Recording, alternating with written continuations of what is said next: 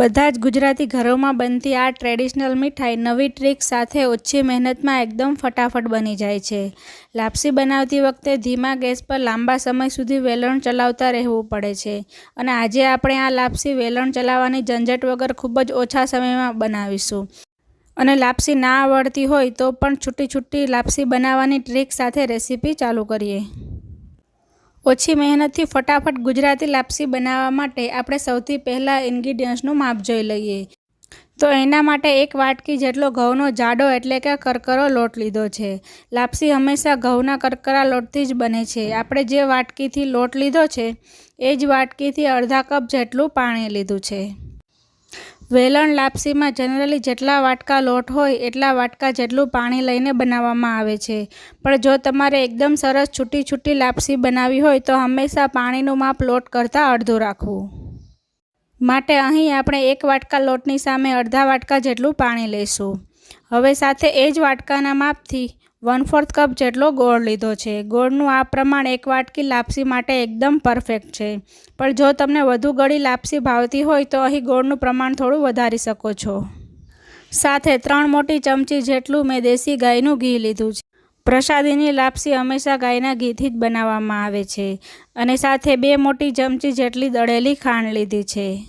તૈયાર કરેલી લાપસીમાં જ્યારે છેલ્લે દળેલી ખાંડ એડ કરવામાં આવે છે તો એનો સ્વાદ 100 ગણો વધી જાય છે, પણ જો તમારે ખાંડ એડ ના કરવી હોય તો એને બદલે તમે ગોળનું પ્રમાણ થોડું વધારી શકો છો।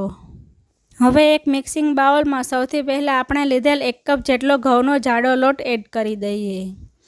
હવે લાપસીના લોટને મોણ દેવા માટે મેં અહીં 2 મોટી ચમચી જેટલું તેલ લીધેલું છે। તેને લોટમાં એડ કરીને હાથની મદદથી સારી રીતે મિક્સ કરી લઈએ। અહીંયા આપણે લાપસીના લોટને શેકતા નથી, કારણ કે ગુજરાતી ઘરોમાં લગ્ન પ્રસંગમાં ગણપતિ બાપાને ચડાવવામાં કે પછી નવરાત્રિના નિવેદ વખતે માતાજીને ધરાવવામાં આવતી લાપસીને 2 વાર ચૂલે ના ચડાવાય। પણ લાપસીને શેક્યા વગર આ રીતે તેલનું મોણ આપીને બનાવવાથી લાપસી ખૂબ જ ફરસી બને છે।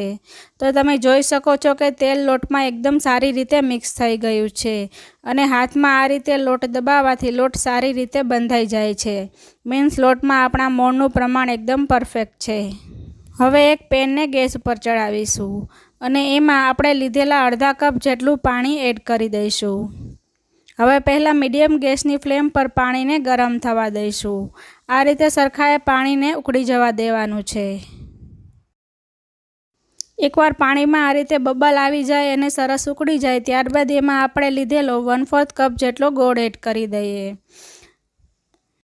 અને ગોળ એડ કર્યા બાદ તેને ચલાવતા જઈને બધા જ ગોળને મેલ્ટ કરી લઈએ। લાપસીમાં ગોળને પાણીમાં મેલ્ટ કરીને જ નાખવામાં આવે છે।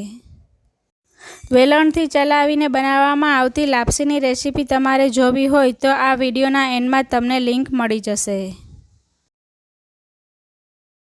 તો તમે જોઈ શકો છો કે બધો જ ગોળ મેલ્ટ થઈ ગયો છે। હવે આપણે 2 મિનિટ માટે ગોળને પાણીમાં ઉકળવા દઈશું। મીન્સ ઉપર બબલ્સ આવી જાય ત્યાં સુધી તેને થવા દઈશું। તો ઉપર સરસ બબલ્સ આવી ગયા છે। હવે ગેસની ફ્લેમ બંધ કરી દઈશું અને આ પાણીને લોટમાં એડ કરવાનું છે। તો હવે ગોળવાળા પાણીને લોટમાં એકદમ સારી રીતે એડ કરી અને મિક્સ કરી દઈશું। જો તમે મારી ચેનલને પહેલી વાર વિઝિટ કરો છો તો નીચે આપેલા રેડ કલરના સબસ્ક્રાઇબ બટન પર ક્લિક કરો અને સાથે બાજુમાં રહેલા બેલ આઇકોનમાં ઓલ નોટિફિકેશન પર ક્લિક કરો, જેથી તમને મારા દરેક નવા વિડીયોની નોટિફિકેશન સૌથી પહેલાં મળી જાય। તો તમે જોઈ શકો છો કે ગોળવાળું પાણી લોટમાં એકદમ સારી રીતે મિક્સ થઈ ગયું છે। ક્યાંય કોરો લોટ નથી દેખાતો અને આ મિક્સર વધારે ઢીલું પણ નથી થયું। લાપસી માટે આપણે પરફેક્ટ આવું જ મિક્સર જોઈએ છે। હવે નવી ટ્રીકથી લાપસી બનાવવા માટે મેં અહીં એક કઢાઈ રાખેલી છે। હવે એમાં 2 કપ જેટલું પાણી એડ કરી દઈએ અને કઢાઈમાં વચ્ચે આ રીતનું સ્ટેન્ડ રાખી દઈએ। હવે કઢાઈનું ઢાંકણ બંધ કરી અને મીડિયમ ગેસની ફ્લેમ પર 2 મિનિટ માટે પાણીને ગરમ કરી લઈએ। તમે કઢાઈની જગ્યાએ સ્ટીમર કે પછી ઢોકળિયાનો પણ ઉપયોગ કરી શકો છો। આપણું પાણી ગરમ થાય છે ત્યાં સુધીમાં આપણે લાપસીને પાથરી લઈએ। તો એના માટે મેં અહીં એક ડીશ લીધી છે। એમાં 2 ટીપા જેટલું તેલ એડ કરી અને સારી રીતે ગ્રીસ કરી લઈએ। હવે થાળીમાં આપણે તૈયાર કરેલું લાપસીનું મિક્સર એડ કરી લઈએ। હવે આ મિક્સરને પ્લેટમાં સારી રીતે ફેલાવવાનું છે. તો એના માટે 1 ચમચી લઈ અને હાથની મદદથી પ્રેસ કરતા જઈ અને સારી રીતે ફેલાવી દઈશું. અહીં આપણે મિક્સરનું થોડું પતલું લેયર કરવાનું છે. તો આ રીતે સરસ ફેલાવી અને સ્ટીમ કરવા માટે લઈ લઈએ. હવે સ્ટીમરનું ઢાંકણ ખોલી તૈયાર કરેલ લાપસીના મિક્સરને કડાઈમાં રાખી દઈએ. હવે લાપસીને સ્ટીમ કરતી વખતે એના પર વરાળનું પાણી ના આવે માટે એને બીજા ડીશથી ઢાંકી દઈએ. અને હવે કડાઈનું પર ઢાંકણ ઢાંકી મીડિયમ ટુ હાઈ ગેસની ફ્લેમ પર લાપસીને 15 થી 20 મિનિટ માટે કૂક કરી લઈએ.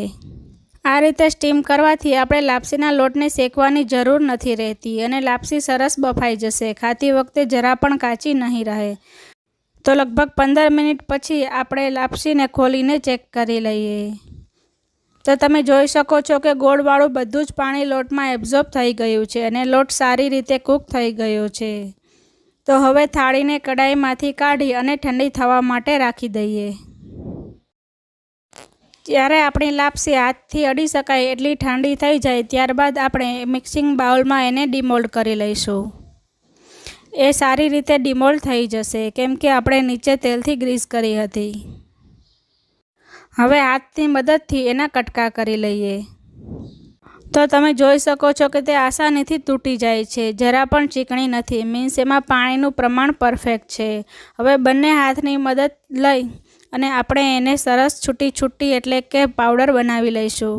તો તમે જોઈ શકો છો કે એકદમ સરસ છૂટો મિક્સરમાં પાવડર કર્યો હોય એવું તૈયાર થઈ ગયું છે. હવે જેના વગર આ લાપસી અધૂરી છે એવું 3 મોટી ચમચી જેટલું ઘી ગરમ લાપસીમાં એડ કરી દઈએ. અહીં ઘીનું પ્રમાણ તમે તમારા ટેસ્ટ મુજબ વધુ કે ઓછું કરી શકો છો.